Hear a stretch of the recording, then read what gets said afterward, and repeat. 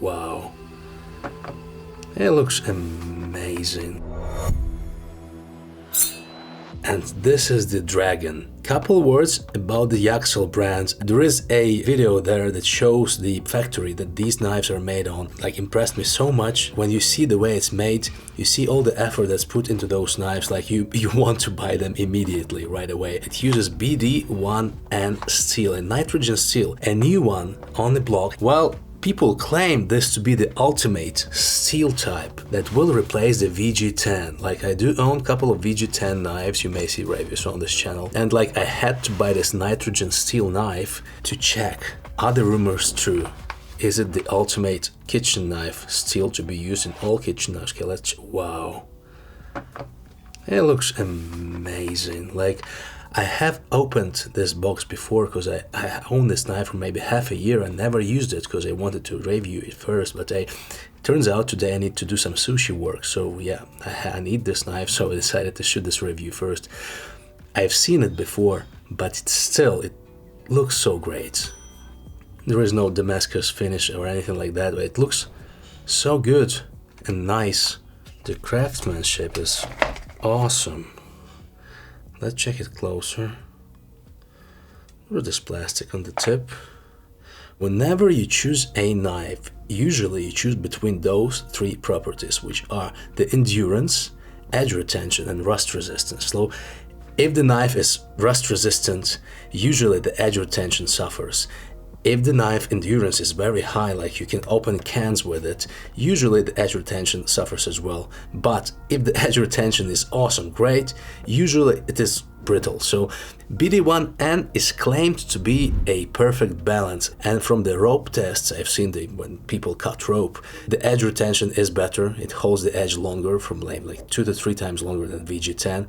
There is like this working edge, and there is the sharp edge. So sharp edge, like it's like a razor when it's a new one, but it will not hold for a very long time. But the working edge, that's what's important. Gross. That looks gross. The working edge is like when it's not as sharp as a razor, but it still cuts amazing. So that's what the working edge is. The rust resistance is not as good. It may rust a little bit, but not much.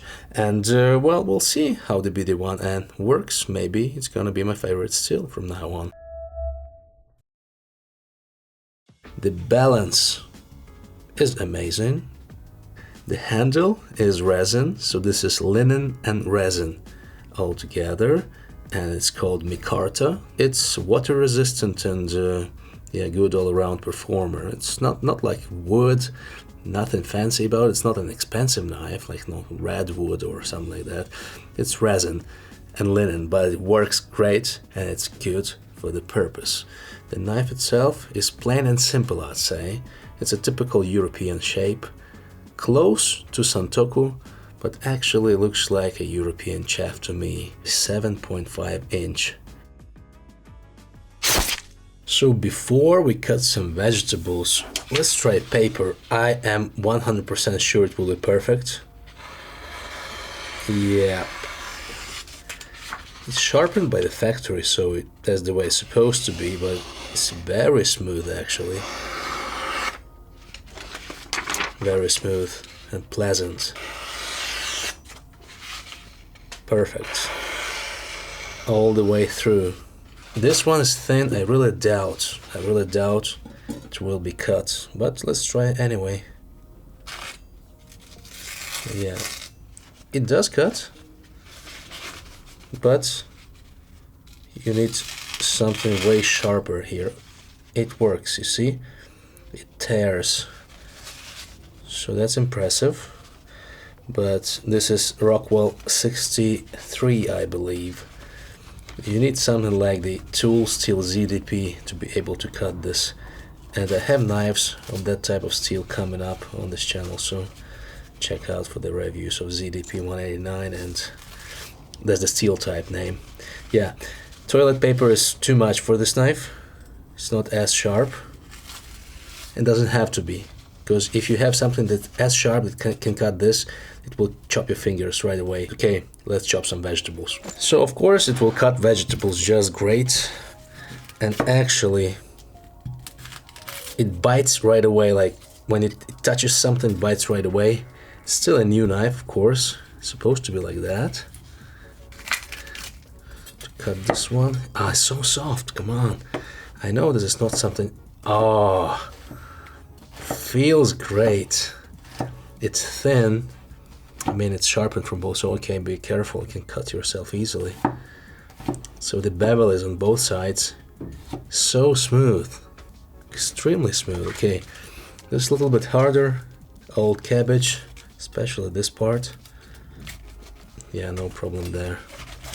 Of course, it will cut anything it touches. Yeah, easy, like butter. And actually, I like the way it glides. It's due to the shape, not due to the steel, but it works great. Okay, so as expected, a new knife should work like that. Let's wait a couple months, let's use it every day, and let's see how it holds up. Will it replace my VG10s? Let's see. So it has been years I'm using this knife, and in general the knife is great. I don't enjoy it as much as my Damascus clad VG10 knives, primarily because of the looks. This knife is plain looking, the belly is rounded, so it's quite round. The body is round. I don't really enjoy this shape, primarily because of my technique. I prefer something like this knife I reviewed before on this channel. This is more straight type of Santoku.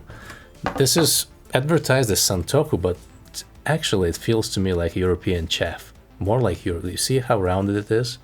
Like Zwilling. Zwilling knives are similar to this. And it's 7.5 inch. Almost like a chef knife, and in general behaves like it. Primarily for my technique is not perfect, don't like it. I use more like chopping action, so I tend to use this side the most and less of this side. The steel in general, this nitrogen steel, it's actually very good.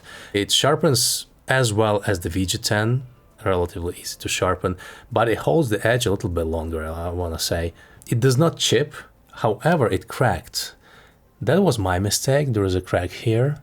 I tried to cut frozen food, and if I used the VG10 it would have cracked as well, but maybe it would have chipped, because I have never had VG10 crack, but I had it chipped many times. This have never chipped, 0 chips here, but it did crack. Particularly it was a bad case of using it. I shouldn't have done so, and it was a bone, frozen bone. So yeah, pretty tough task for these types of knives. So now I have to grind it down for like ½ centimeter throughout the length, which will not be easy because it's a hard steel. We'll need to ask somebody to grind it for me. But in general, yeah, you cannot abuse these knives. No way. However, this may be applied to any knife. Any high-end knife shouldn't be abused. Other things about the steel, no zero rust. I have never had any rust with it, which is great. I do have some discolorations in some places, but that's expected actually. Due to the shape and other things, I don't tend to use it much. As I've said in the previous video, I tend to use straighter, shorter knife more. But in general, I do like this knife, and it's actually great. I do like the steel. However, I don't think I will buy another BD1N steel knife in future. Somehow I prefer the VG10, primarily because of the aesthetics and the way it glides through the food because of the Damascus finish. This one, I don't know, it doesn't work for me. It did crack, yes, but that's my fault. It also bent a little bit. So yeah, the finish is very thin, and it did bend because of the pressure I applied. I tried to use it as a deba knife in a couple of occasions with some bones. So I had it also happen to me with the VG10 as well. In general, guys, do you have any experience with BD1N or maybe BD1 steels? Seems to me like it was advertised as the ultimate, the best ever steel to be produced by mankind that will replace everything on Earth. I don't think so. It doesn't seem like to me it will. What are your thoughts? Tell in the comments.